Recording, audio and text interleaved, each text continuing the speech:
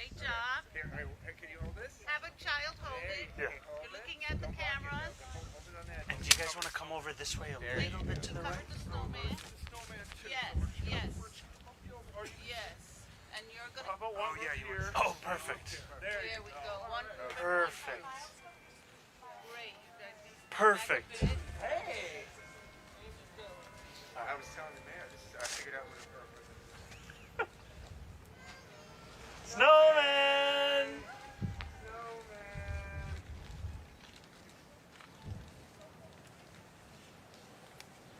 Can I hold the sign for one In the second? middle for the mayor? If you want to hold this one, over here. There you go. Okay, scoot over And just a I can little hold bit. your hand for it. Okay, now let's bend down. That's a good idea. That's a bend down. What's the snowman's name? You can What do you guys think it should be called? Acty. Acty. Hello, Snowman. Hello, Acty. All right.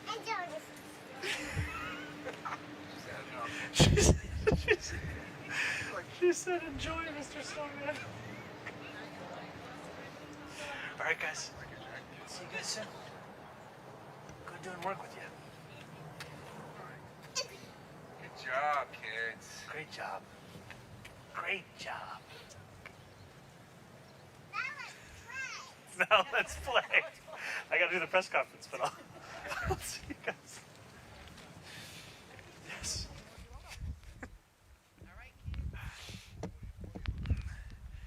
It is lovely to be back here in Morningside Heights. When I moved to New York City at the age of 7 in 1999, this is the neighborhood where I grew up.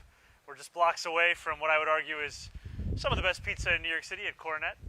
And it is lovely to be here with so many of our incredible kids and their incredible teachers, and Acty, the snowman, as we're celebrating the fact that we have just a few days left until families can finish their application process for pre-K and 3K. And so for the more than 75,000 families that have already applied, we say thank you. You have until February 27th if you want to join them in applying for free 3K and pre-K across our city.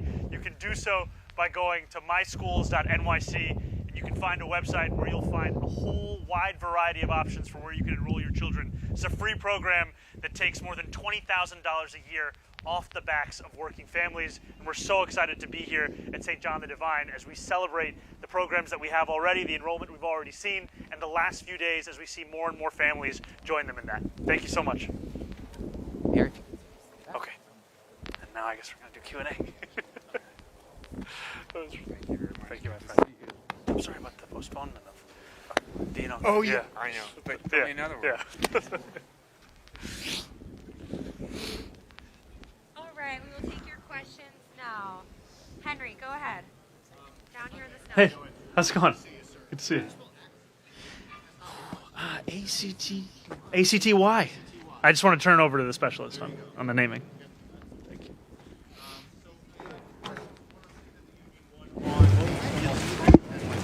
First on State of the Union, the President says you speak often, but he doesn't like your politics. How often do you speak? The other question on TV and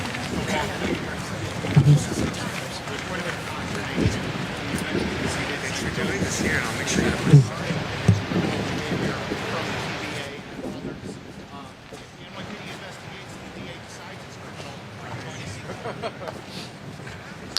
Look, I'll start with the first question, then go to the second. I appreciate all of the focus on our emergency snow shoveler program. I want to actually say thank you, because part of the result of that is that we had more than 1,400 New Yorkers sign up for the first time to join that program just yesterday alone. And what we've seen is that emergency snow shovelers have been able to supplement the incredible work of the hardworking men and women of DSNY, where these snow shovelers have been able to clear more than 16,000 crosswalks, about 4,166 hydrants, and close to 7,000 bus stops. I'll keep the conversations that I have with the president private. I will tell you, however, that whenever they do happen, they always focus on how to better our city. And then, you know, on the topic of the Snowball fight, you know, I think just to first make very clear that when we're talking about our response, we're talking about emergency snow shovelers, we're talking about DSNY.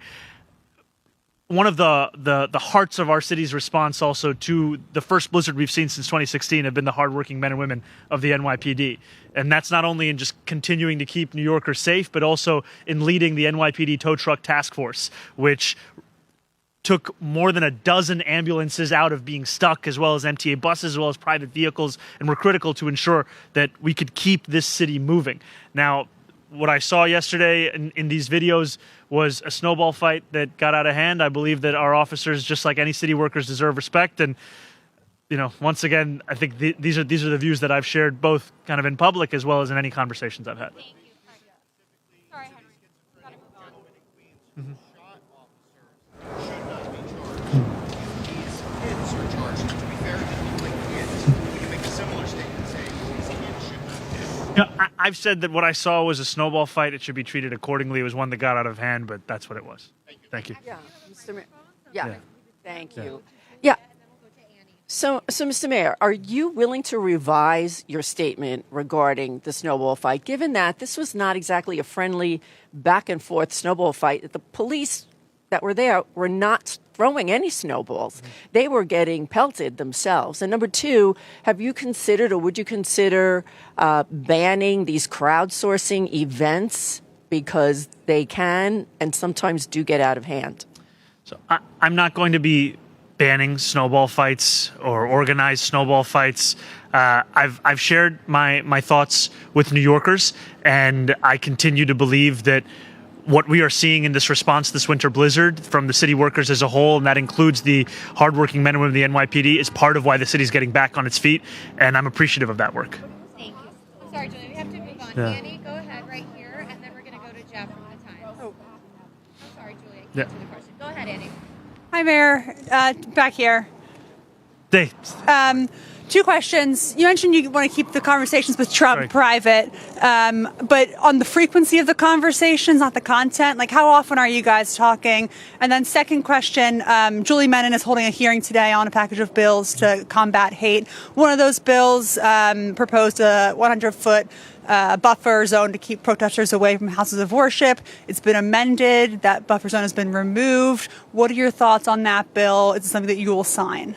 so the latest version of the legislation that you're referring to, it asked the law department and the NYPD to respond within 45 days with a plan to both the speaker and myself on how we can both protect the right to prayer as well as the right to free speech.